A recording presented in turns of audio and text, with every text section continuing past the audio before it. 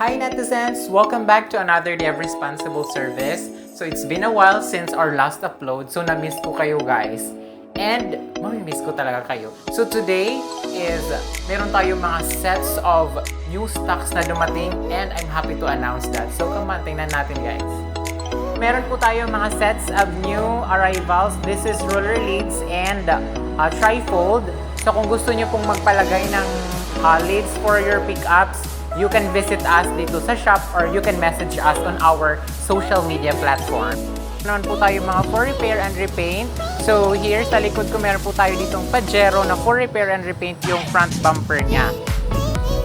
And kung gusto nyo namang mas maproteksyonan yung paint ng mga sasakyan nyo or mas kumintab pa siya, meron tayo ditong for ceramic coating na Nissan Navara. We are happy to announce also that now we already accept for aircon cleaning. So itong sasakyan na to, in-aircon cleaning po natin. So kung mga yung sasakyan nyo, medyo hindi na ganun kalamig yung nilalabas na hangin or sa ano ng aircon, pwede na po kayong magpa-aircon cleaning because JM Auto Hub are now accepting aircon cleaning.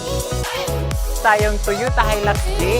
So, minodified po natin siya. Ginawang 2-inch lift and at the same time, nilagyan natin ng dashcam, full ceramic tint, and under chassis coat. So, speaking of modification, meron po tayo ditong Ford Ranger Wild Truck. We are happy to announce, malapit na po natin itong i-release.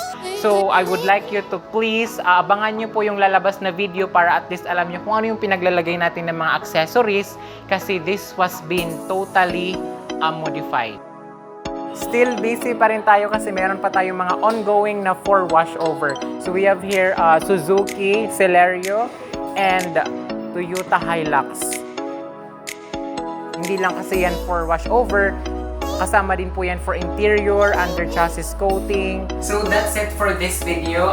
Thank you so much for watching. Don't forget to like, subscribe to our social media platforms. And if ever meron kayong mga queries na gusto ipagawa sa mga sasakyan nyo, don't hesitate to message us. Thank you so much and see you to my next video.